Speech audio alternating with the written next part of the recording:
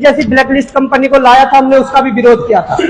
उसके नतीजे क्या हुए कि उसके द्वारा करवाए गए सारी परीक्षाएं बाद में निरस्त करनी पड़ी।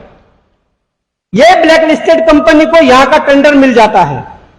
यह उसका कार्यालय आदेश उत्तर प्रदेश शासन का है।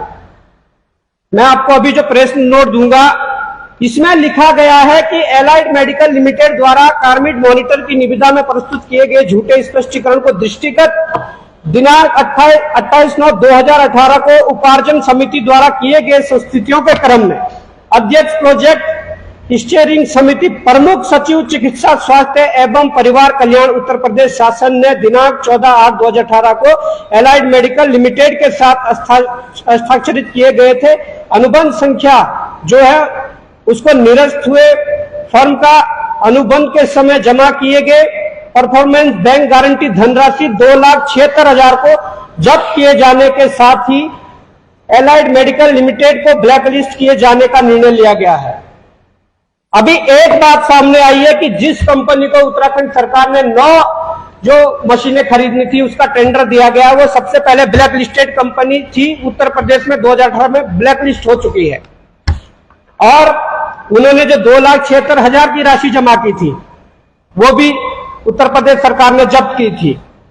जब इसका पता चला और जो पता चला तो इसके साथ जो कंपनियों ने और भी टेंडर भरे थे, उन्हें जब पता चला तो उनमें से किसी एक व्यक्ति ने उत्तराखंड मुख्यमंत्री जो शिकायत पोर्टल है उस पर शिकायत करी और यह शिकायत की डेट 26 जुलाई 2023 है। ज्यादा पुराना मामला नहीं है, मामला हाल फिलहाल का है। 26 तारीख को यह मुख्यमंत्री पोर्टल पर शिकायत हुई। उसके बाद उसमें लिखा गया there is a heavy corruption. ये पूरी जो डिटेल लिखी गई है, medical equipment are being products 3 to 5 times of market cost. तो ये देख सकते हैं कि जिस प्रोडक्ट को मंगाने की बात चल रही है, जिन 9 मशीनों को मंगाने की बात चल रही है, उनमें वो आरोप लगा रहे हैं कि उससे 3 से 5 गुना ज्यादा अमाउंट उत्तराखंड सरकार द्वारा जो खरीदी जा रही मशीनें उसमें लिया जा रहा है। यह शिकायत पत्र हो गया उत्तराखंड सीएम हेल्पलाइन। अब इस पे भी कार्रवाई नहीं होती है और इसका मैं कारण बताता हूं कि कार्रवाई क्यों नहीं होती है। कार्रवाई इसलिए नहीं होती है कि यहां पर जो अधिकारी है, जो शिकायत निवारण करता जो अधिकारी है, वो संबंधित विभाग के ही हैं, आशुतोष सयाना जी। ये उसी विभाग के हैं जिस विभाग ने टेंडर अपलोड किए थे कि हमें 9 मशीनों की जरूरत है।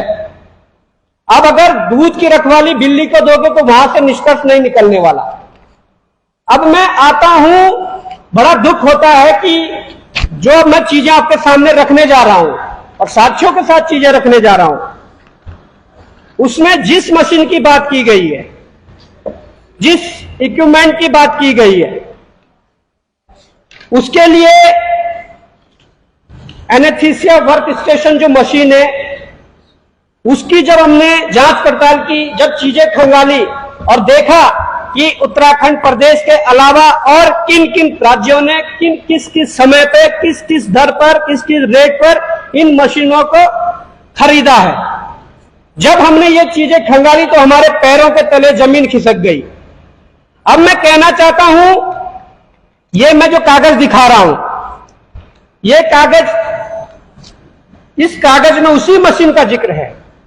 ये कागज 2000 मार्च और अप्रैल 2023 का ही है, पर यह कागज कस्तूरबा हॉस्पिटल दरियागंज दिल्ली का है।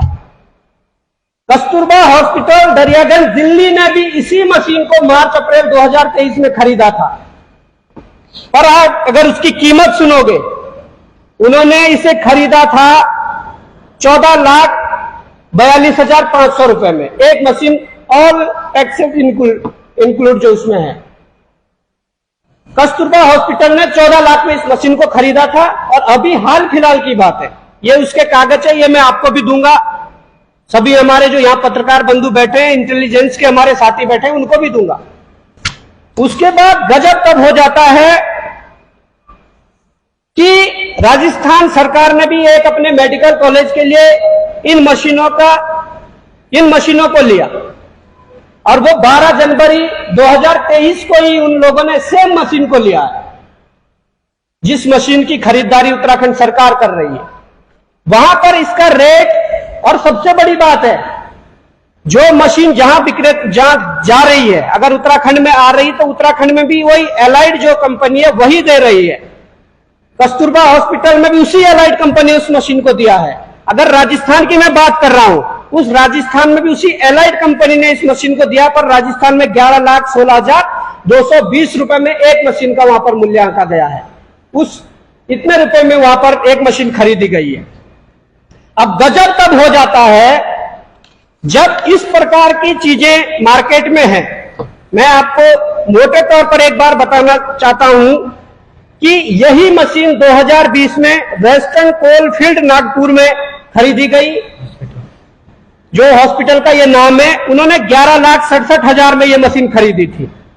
वही doctor Baba Saheb Ambedkar hospital new Delhi में ये मशीन खरीदी गई, जिसकी डेट अभी 29/5/2023 को है, उन्होंने 17,05,000 रुपए में इस मशीन को खरीदा है।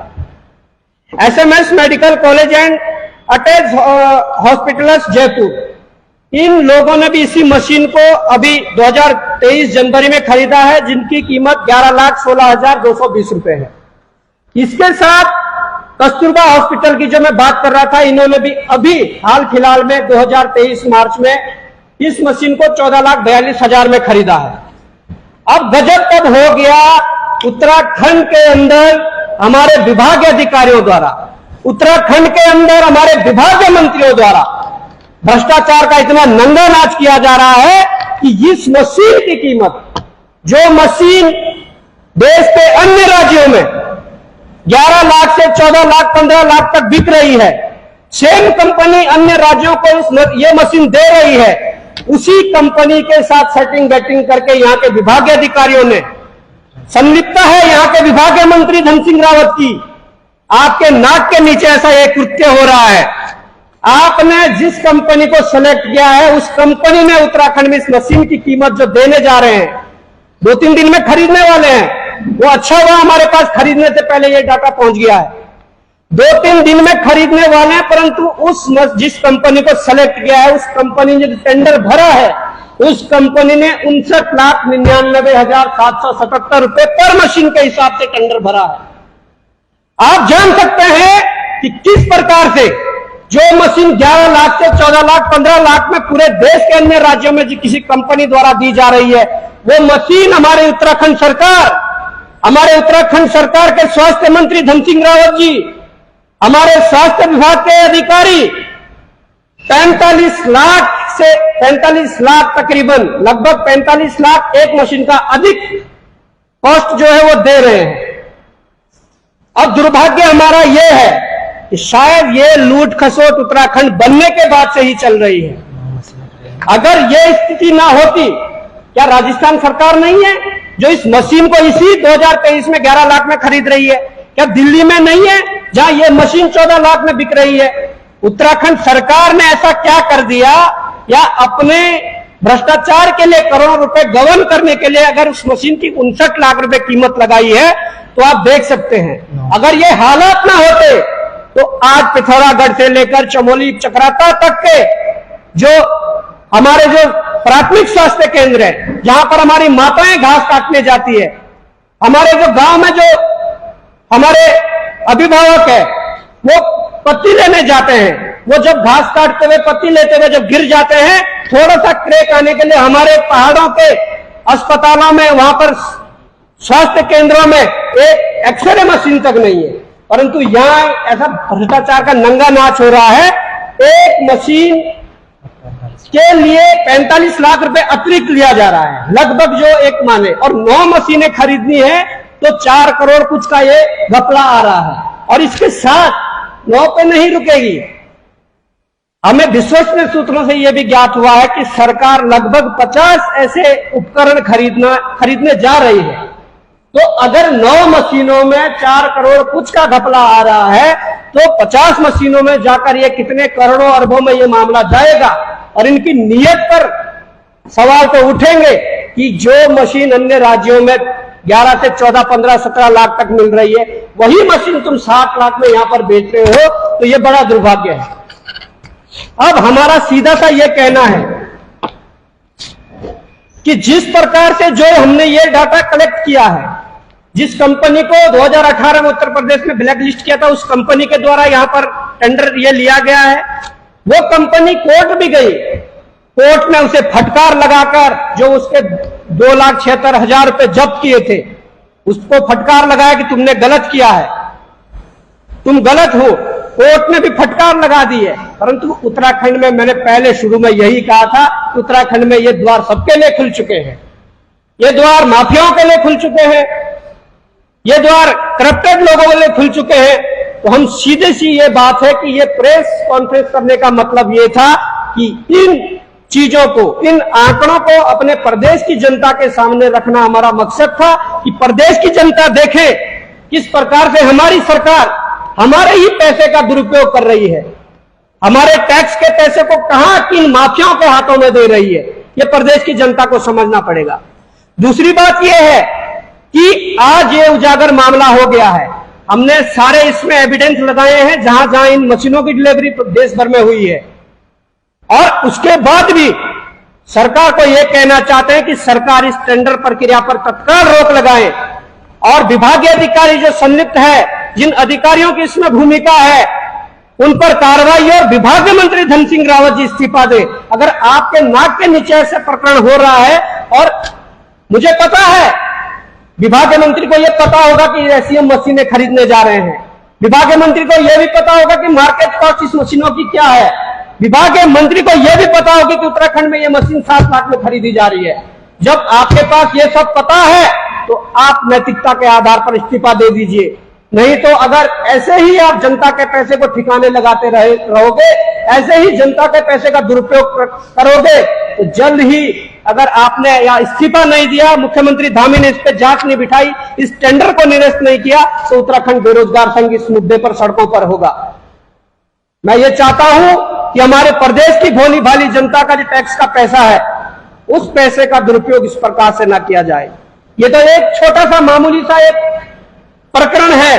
ऐसे प्रकरण प्रदेश के अंदर इन मशीनों को खरीदने के लिए या अन्य जो चीजें और जो हो रही है, उनको उनकी लागत लगाने के लिए ना जाने कितने करोड़ों अरबों खरबों का भ्रष्टाचार हो रहा है। ये आज इन तथ्यों के माध्यम से आप सब जान सकते हैं। तो विषय सिर्फ ये लगभग ये बातें थी, मैं लगभग बोल चुका हूं कि क्या है प्रकरण, और आप लोग समझ ही गए होंगे कितना बड़ा खेल प्रदेश के अंदर चल रहा है। तो थोड़ा बहुत टेक्निकली चीजें भी है, और नितिन भाई आपको थोड़ा बहुत बताएंगे।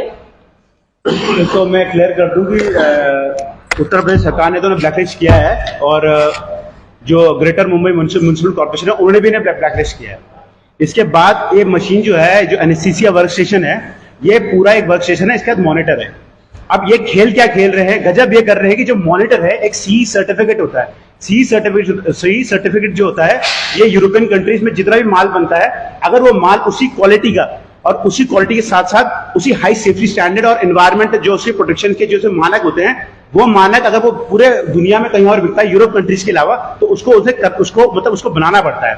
पर चक्कर क्या है, जो पूरी मशीन है उसका सी सर्टिफिकेट इनके पास नहीं है, जो मॉनिटर है उसके साथ में उसका सीए सर्टिफिकेट है। मतलब अगर आप टेक्निकल स्पेसिफिकेशन में जाना चाहेंगे तो वो जो है आपके जो नॉर्म्स होती है स्टैंडर्ड की, उसमें ही पूरा कैंसिल है। पर क्योंकि जो है ये पूरा का पूरा इनके साथ आपस में जैम ने और जिन्होंने भी ये मिलके काम किया है, तो उस कंपनी को इन्होंने टेंडर दिया है जो कि पहले यूपी में ब्लैकलिस्टेड है और फिर आपका बॉम्बे में ब्लैकलिस्टेड है। एक सवाल ये है कि जैसे ये बोल देंगे कि भाई हमने उसमें एक्स्ट्रा फीचर्स वगैरह कुछ लगाए हैं, ये बिल्कुल हम पे कागज है, बिल्कुल अलाइड मेडिकल लिमिटेड की मशीनें हैं, इन्होंने खुद लिख के दिया कि all as per all specifications are same. बस 15 इंच की जगह 12 इंच का मॉनिटर, 12 इंच की जगह 15 इंच का मॉनिटर हुआ है इसमें, और कुछ नहीं है। आप ये देखो ना कि कोई अगर मेरी गाड़ी चल रही है, इंजन है, उसके बाद स्टीयरिंग है, तो मैं डिस्प्ले तो सिर्फ मेरे को दिखाएगी, परफॉर्मेंस दिखाएगी, पर एक्चुअल खेल तो इंजन में चल रहा है ना। तो ये डिस्प्ले को सिर्फ 12 इंच से 15 इंच का कर दिया है और कुछ नहीं है, बाकी सब A to Z है। और बिल्कुल 45 लाख, उसको 45 लाख कर दिया है। एक जो उपकरण है उसपे 45 लाख रुपए ज्यादा खर्च हो रहे हैं, और अगर 9 मशीन है तो 45 × 9 करेंगे तो 4 करोड़ से ऊपर का बजट बैठता है। और ऐसे ही 50 मशीनें खरीदने का मतलब कि इसमें करोड़ों रुपए का जी। ये गवर्नमेंट मेडिकल कॉलेज जो है वहाँ की मशीनें हैं, वहाँ के लिए मशीनें आई हैं। इस मशीन का कार्य क्या होता है, ये पता कर पाए? ये अभी देखो इतना टेक्निकल स्पेशल हम भी जा नहीं सकते, पर हमने जितना पता करा पर है ये एनेस्थीसिया ऑपरेशन से पहले इन मशीन का प्रयोग होता है पेशेंट के लिए, और लास्ट में वेंटिलेटर जो होता है उसके रूप में भी प्रयोग किया जाता है। तो ये है, तो सरकार 80,000 करोड़ का हमारे प्रदेश के ऊपर कर्जा है, और 4 करोड़ सरकार ऐसी फालतू में किसी कंपनी, इससे बढ़िया बसों की व्यवस्था कराई जो आजकल रोड में बसें नहीं है। मतलब ये दुर्भाग्य इस प्रदेश का, जहां पे 4 करोड़ 10 लाख रुपए सरकार ऐसी किसी कंपनी को देती है और आपस में बंदर बाट कर रहे हैं सारे के सारे।